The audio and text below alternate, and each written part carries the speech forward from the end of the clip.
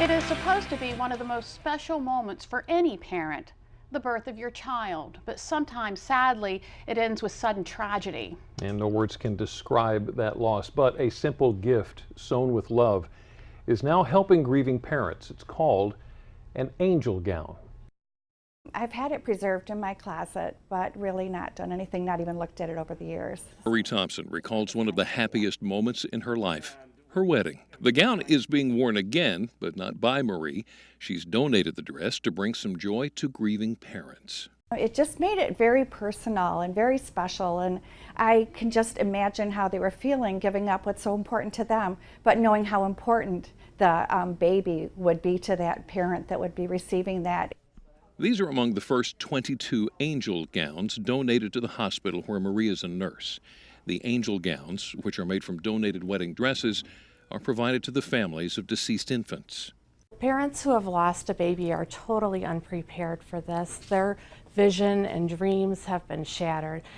Janine Simpson organized the angel gown program after she heard about it at a nurses' conference. It is a very emotional time for both the nurses and the parents because it was an unexpected event. Parents are given the angel gown, which is used for final photos of the baby and the funeral. Numbers from the Centers for Disease Control and Prevention show there were 24,000 infant deaths last year.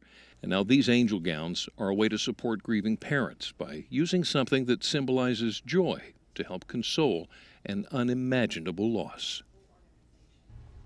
The angel gowns are provided to grieving families free of charge. The volunteers that make them are always looking for more donations. It can be a wedding gown.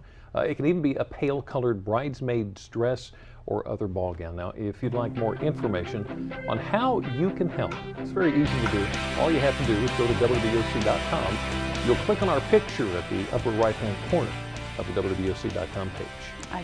I know. I can't imagine. I'm sure that helps, but yeah, that's a very, still very tough time. Well, sometimes the tragedy comes later in life, and it's just as hard to cope. How do you move on after suffering what could easily be the greatest sorrow of your life, the loss of your child?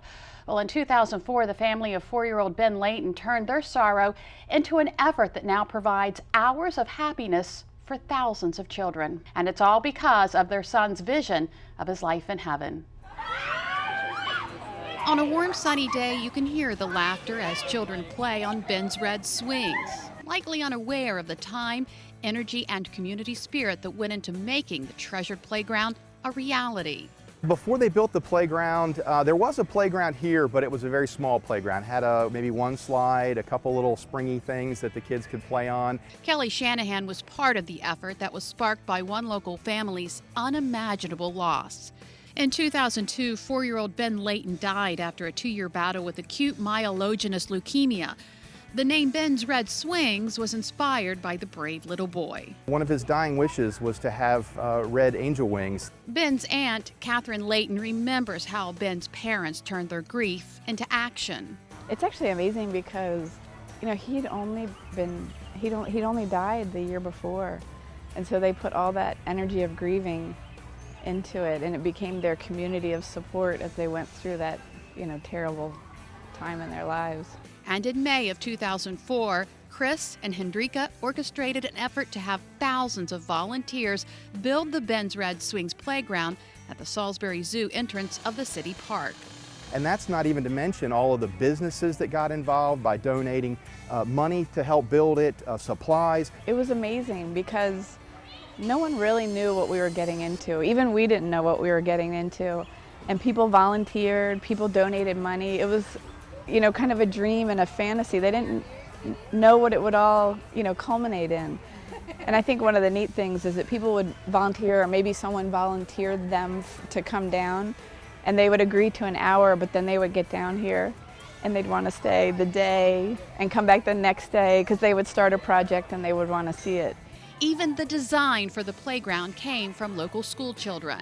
Before we built the playground, we went to the schools and we asked children what they wanted in a playground. And so our motto was, you know, designed by children, built by community, and it was because our local children wanted these elements in their playground. You know, they wanted a boat and they wanted a castle.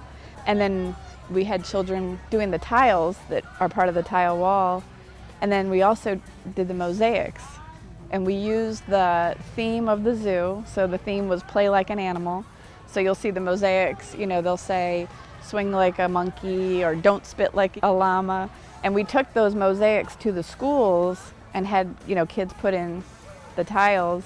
And then at the build, kids were able to put in tiles. In the decades since construction, the playground still looks brand new.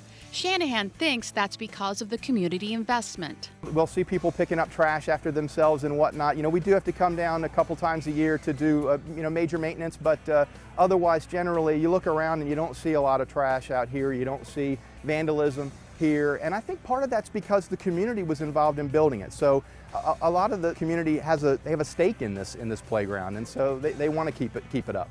And this weekend, everyone is invited back. What we're really trying to do is get the people that were here helping with the build to come back as a reunion, but also the people that have enjoyed it over the past 10 years to come down and just tell us about the times and the experiences that they've had here on the playground. A reunion to not only reminisce on the coming together of a community. It just melts your heart. You look at it and you think, wow, this is what Salisbury is all about. This is what Delmarva is all about. People that have a giving spirit, that want to get involved and help the community. But honor a little angel and his red wings. And I think seeing the playground now and the amount of people that use the playground and love the playground, that just helps Ben, live forever in everybody's heart. Ben's Red Swing's 10-year anniversary celebration is this Saturday, June 14th from 11 a.m. to 4 p.m. There will be live music, free carnival games for the kids, plus food and drink vendors. There's also a 5K run and 2-mile fun run. Registration is at 8. The run begins at 9. It's hard to believe it's been 10 years. I know. That's amazing. It is amazing. Well, somebody else who is trying to help others, Jerome the Bus Bettis, particularly those who have food allergies. He's going to join us next to share his very personal story of what it's like living with a food allergy. And, of course, we can't let him go without talking football. And we're also talking about allergy season. Find out how you can stop an allergy attack in its tracks. Delmarva Life, we'll be right back.